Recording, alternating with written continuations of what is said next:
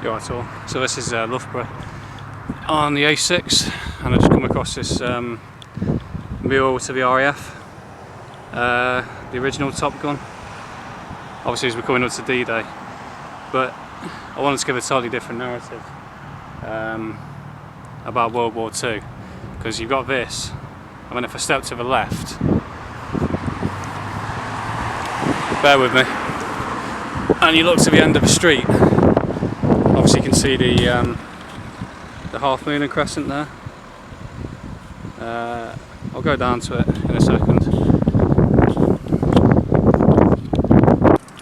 Yeah, so this is down the bottom, Loughborough Mosque.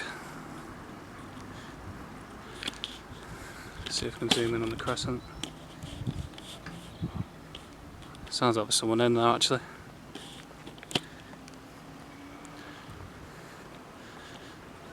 But yeah, just as it's that time of year again when everyone starts going on about World War II and the greatest generation and all that sort of stuff. Well, what did they really fight for? Is this what they really fought for, is it?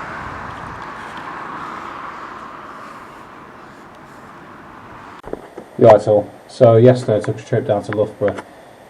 When I went down to System the other week, I passed through Loughborough because you have to go through the town on the A6, not really a bypass. It's quite a difficult town really to go through really, but when I was driving past in the rearview mirror, I noticed that mural, and as I'd gone past, you know, like the mosque and that whole street is pretty much full of Muslims that live there. There's even like a halal butcher's / greengrocer's vegetable shop, you know, like opposite the road, who were giving me a lot of funny looks, and it didn't particularly feel comfortable doing that video, which is why I was talking a bit more quietly. And it just really sums up the nonsense that's coming up, because D-Day is obviously just around the corner in a few weeks' time, and everyone will be going on, oh, the greatest generation, and you know, without, you know, what would we have done if the Germans had won? And I'm telling you, are you mad? Like, you give it another 10 years, 20 years, we're finished. This country is absolutely finished, as is most of the Western world.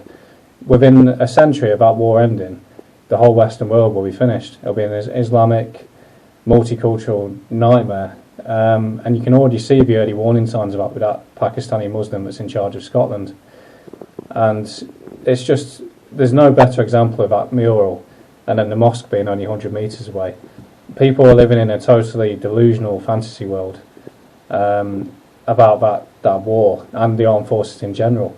I can tell you now, Sierra Leone was about diamonds, getting London diamonds in there. Iraq was about oil. Afghan was probably about lithium and opium. And it can go on and on. The British Empire back in the day was always about resources anyway. So that's a quick video. Very controversial, as it's called nowadays, but I don't think it is controversial. You tell me that them men in World War II, when they were storming the beaches of Normandy, tell me with a straight face that they fought that war, knowing that the future of their towns and cities were going to become an Islamic multicultural society. You tell me that's what they fought for. And I don't really care if you're upset by it, it's the truth, right? They didn't fight for that, and I can't understand how we've ended up in this situation. And, but yeah, but getting back to the Loughborough. Okay, so Loughborough, I've gone there entirely to photograph that area, you know, because the mural and the mosque side by side look perfect to smash the official narrative of World War II.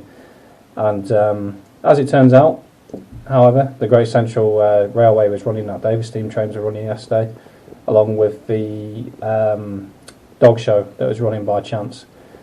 Yeah, unscripted rant about, you know, like the narrative that we're going to be listening to in 2 weeks' time. And yeah, I don't really know what else to say, but it's food for thought. Alright, cheers.